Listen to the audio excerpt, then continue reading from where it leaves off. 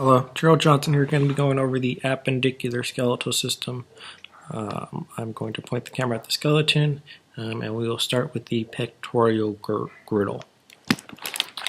The pectoral girdle is composed of your clavicle as well as your scapula on the back.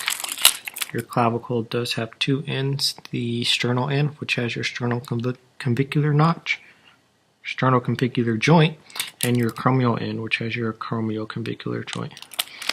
Your scapula has your coracoid process right below your clavicle, as well as your glenoid cavity, which is a cavity that supports your shoulder joint. On the dorsal surface is your subscapular fossa. On the ventral aspect, you have your spine that goes into your acromion. On the flat surface above the spine is your supraspinosus venosa, and the part below it is your infraspinosus fossa. Next we'll go into the humerus.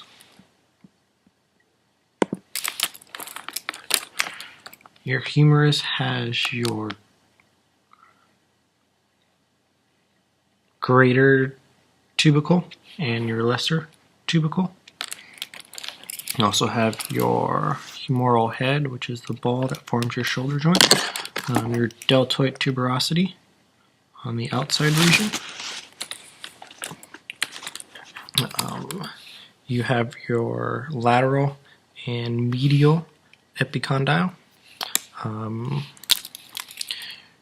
your capitulum sits on the outside here, with your trochlea right in this region. You have your coracoid fossa, as well as your olecranon fossa. On your ulna, which is the bigger of the two forearm bones, you have your olecranon process and your coracoid process.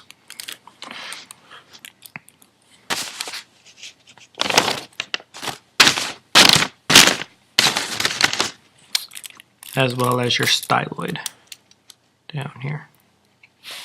On your radius, you do have the radial head, the radiotuberosity, and the styloid process of your radial. For the end, you have a few hand muscles. We'll start on the outside here, and it is the scaphoid, the lunate, and the triquetrum. Those three form your wrist, and they are the more proximal row of your carpals. On the outside, also on the proximal row would be your pisiform. The more distal row has your trapezium, which articulates with the pollex, and then next you have the trapezoid, the cipitate, and the hamate. After the carpals, you have your metacarpals, and then more distal to that, you have your phalanges.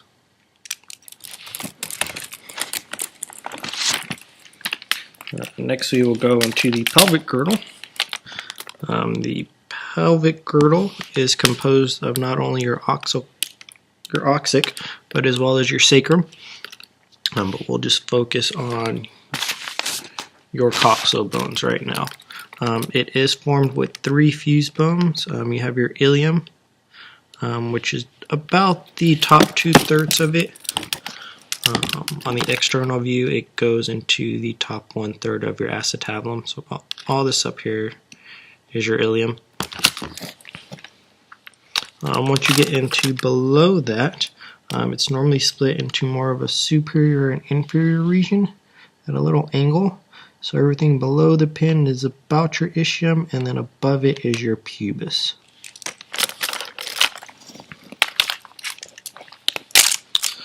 You do have your acetabulum, which is the socket that forms your hip joint.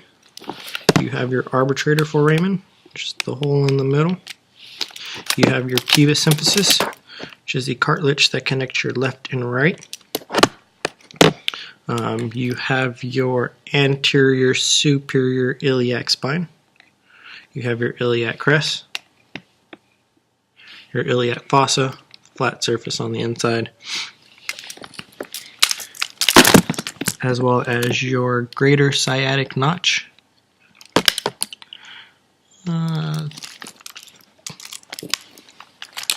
If I can get it in there, your greater sciatic notch,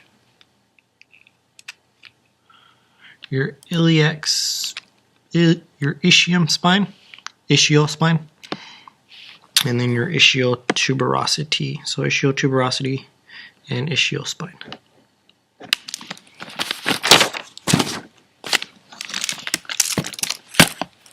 Going down to the femur, we have the head, somewhere on here. We have the head of the femur, which is the ball point, the neck, the greater trochanter, and the lesser trochanter.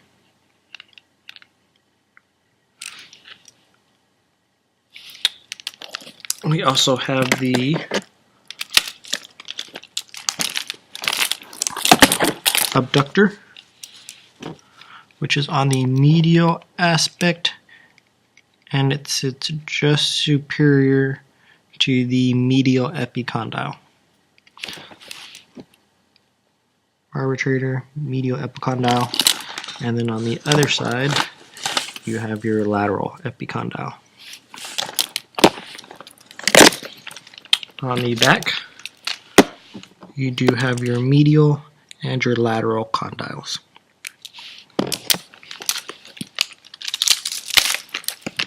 Going on to the front, of course this bone right here is your patella.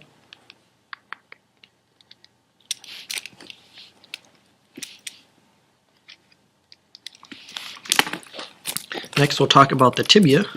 On your tibia you do have your medial and lateral condyles, as well as your tibial tuberosity and your medial malleolus.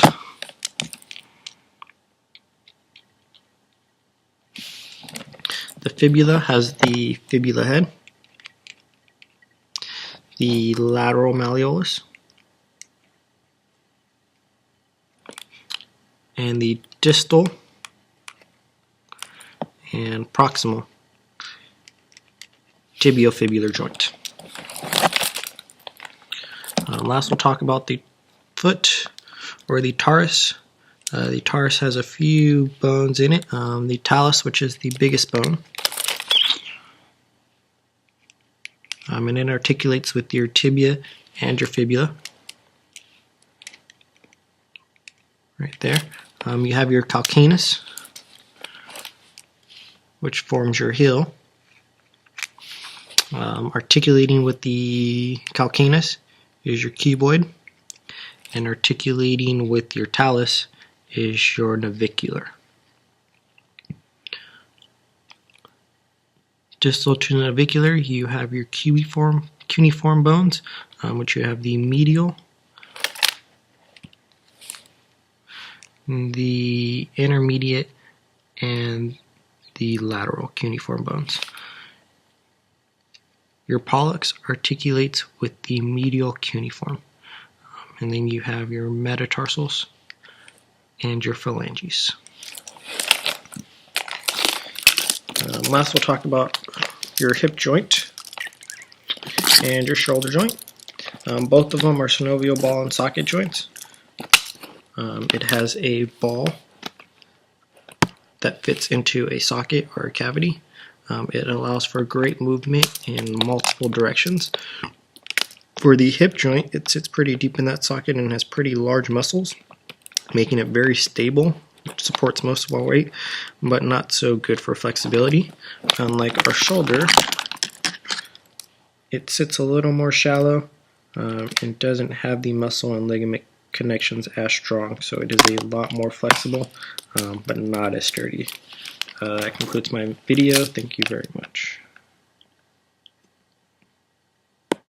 And small addition that didn't quite make it on camera was your radial styloid process right there. Thank you.